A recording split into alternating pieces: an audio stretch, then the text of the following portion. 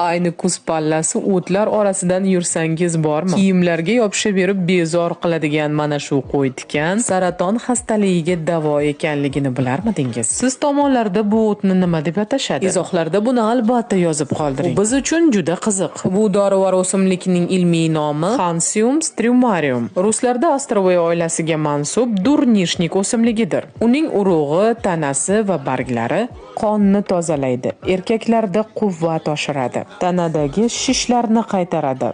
Spazmlarni haydaydi. Og'riq qoldiradi. Gijjani ham yo'qotadi.